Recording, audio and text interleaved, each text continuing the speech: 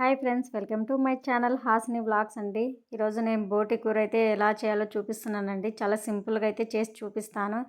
ఇలా చేయడం వల్ల బోటి కూర చాలా బాగా కుదురుతుందండి. చాలామంది బోటి కూర చేయాలంటే చాలా కష్టపడుతుంటారు. నేను చాలా సింపుల్గా అయితే ఈ వీడియో తీసి చూపిస్తానండి.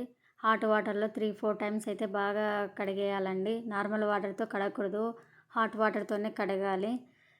ఇలా శుభ్రంగా కడిగిన తర్వాత దీంట్లో కొంచెం సాల్ట్, కొంచెం పసుపు అయితే వేయాలండి. సాల్ట్ పసుపు వేసి బాగా మిక్స్ చేయాలి. సాల్ట్ పసుపు వేసిన తర్వాత అక్కడ ఏం వాటర్ అయితే యూజ్ చేయకూడదు. వీటిని బాగా కలపాలండి. కలపకుండా మనం కుక్కర్ మూత అయితే పెట్టకూడదు. చాలామంది జస్ట్ అలా వేసి వాటర్ అయితే వేసి మూత అయితే పెడుతుంటారు. అలా చేయడం వల్ల టేస్ట్ అనేది సరిగా రాదండి. అలా ఏదో ఒగురుగా చేదుగా ఉంటుంది. ఆ విధంగా అయితే చేయకండి. ఈ విధంగా శుభ్రంగా అంతా కలుపుకోవాలి. అలా కలపడం వల్ల అంతా ఉప్పు అనేది మొత్తం అంతటికి పడిపోతుంది. లేకుంటే ఆ విధంగా ఒకే చోటే ఉండిపోతుంది. టేస్ట్ అనేది సరిగా ఉండదు. ఈ విధంగా అయితే అంతే కలుపుకున్న తర్వాత ఎక్సెస్ వాటర్ అంతా బయటకు వస్తుంది. మనం ఏం వాటర్ అయితే యూజ్ చేయలేదో వాటిలో ఉన్న వాటర్ అవే బయటకు వస్తాయి. అందుకే శుభ్రమైన వాటరే వేయండి అని చెప్తున్నాను. ఈ విధంగా అయితే బాగా కలపాలండి.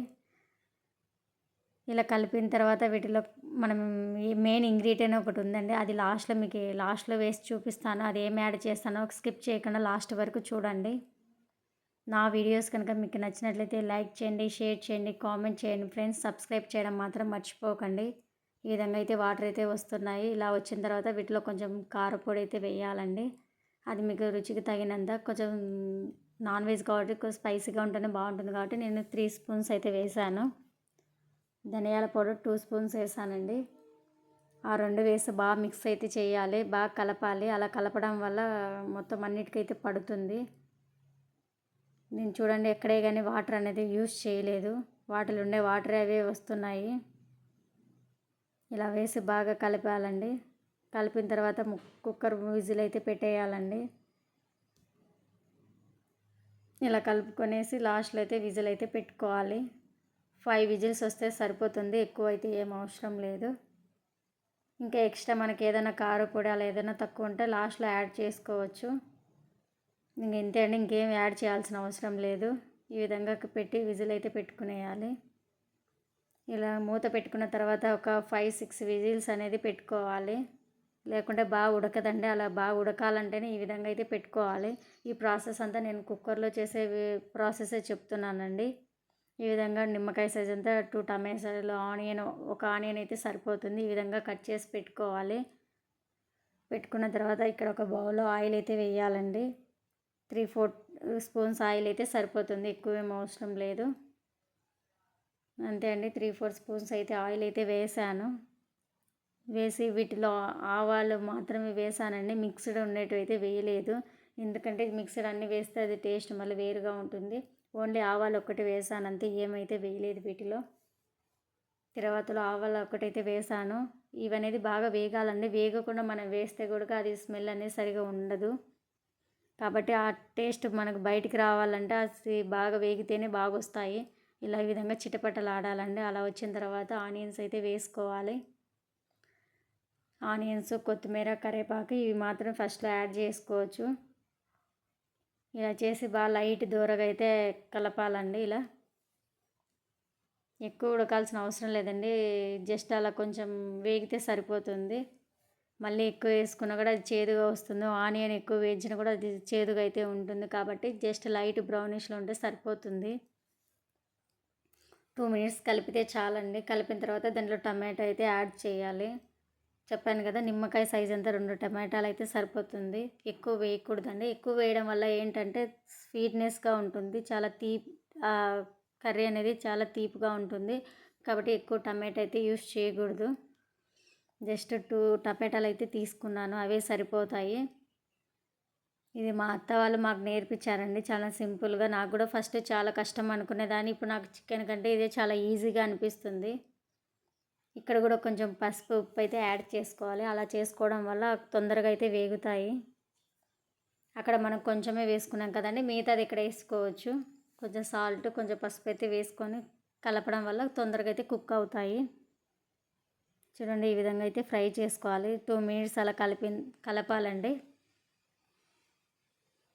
లైట్గా అయితే వేగుతాయి. చిన్న మంట పెట్టే చేసుకోండి, ఎందుకంటే మాడిపోతుంది కాబట్టి చిన్న మంట పెడితే మెల్లిగా బాగా వేగుతాయి, అడుగంటకుండా బాగా వేగుతాయి. చూడండి ఈ విధంగా అయితే కలుపుతూ ఉండాలి. కలిపిన తర్వాత వీటిలో అయితే కొంచెం అల్లం పేస్ట్ అయితే వేయాలండి. అల్లం పేస్ట్ కూడా 2-3 మినిట్స్ అయితే బాగా వేగనివ్వాలి. ఇక్కడ నేను ఫ్రెష్ అల్లం పేస్ట్ అయితే వేస్తున్నాను. అల్లము వెల్లుల్లి పేస్ట్ 2 మిక్స్ చేసుకున్న పేస్ట్ అయితే వేస్తున్నాను. చూడండి 2 మినిట్స్ అయిన తర్వాత అల్లం పేస్ట్ అయితే వేసాను. వేసి బాగా కలపాలండి. అలా కలపడం వల్ల బాగా అల్లం పేస్ట్ స్మెల్ అనేది రాకుండా ఉంటుంది. లేకుండా మనం వెంటనే వేసామంటే స్మెల్ అంతా మనం కర్రీ అంతా మొత్తం అల్లం పేస్ట్ వాసన వస్తుంది, అంత టేస్ట్ అయితే ఉండదు, అక్కడైతే చెడిపోతుంది. ఎంతసేపు మనము ఎన్ని నిమిషాలు అలా పెట్టుకోవాలి అంతే వరకే పెట్టుకోవాలండి, ఎక్కువ పెట్టుకున్నా కూడా బాగుండదు. ఈ విధంగా అల్లం పేస్ట్ వేసిన తర్వాత 2 మినిట్స్ అయితే కలిపిన తర్వాత ఇంకా ఇక్కడ సైడ్కి మనం బోటి అయితే ఉడకబెట్టుకున్నాం కదండి, అదైతే వీటిలో వేయాలి. మొత్తం వాటర్తో సహా వేయాలి. చూడండి ఈ విధంగా అయితే ఉడికింది. ఒకవేళ ఉడకలేదు అనుకుంటే మీరు ఇంకా 2-3 విజిల్స్ అయితే పెట్టుకోవచ్చు. కానీ నేను ఇక్కడ ఉడికిందని సరిపోతుందంటే నేనైతే వేస్తున్నాను. చెప్పాను కదండి ఒక ఇంగ్రీడియంట్స్ యాడ్ చేస్తానని, అది లాస్ట్లో చెప్తానండి. మీరు అంతవరకు స్క్రిప్ట్ చేయకుండా చూడండి. ఈ విధంగా వేసి బాగా కలపాలండి. చూడండి బోటి కూర బాగా ఉడికిపోయింది కదా. ఉడికిన తర్వాత ఈ విధంగా బాగా తిరగబాతలో అయితే వేసేసి బాగా కలిపేయాలి. ఏం వాటర్ వేయలేదు చూసారా, ఫస్ట్ నుంచి లాస్ట్ వరకు కూడా ఎక్కడ కానీ నేను ఒక చుక్క వాటర్ కూడా ఎక్కడ యాడ్ చేయలేదు. ఆ వాటరే సరిపోతాయి. అవే ఉడుకుతా బయటకు వస్తాయండి వాటర్ అనేవి. అందుకే మనము మంచి నీళ్ళు అయితే వేయాలి, ఏ వాటర్ అయితే అవి వేయకూడదు.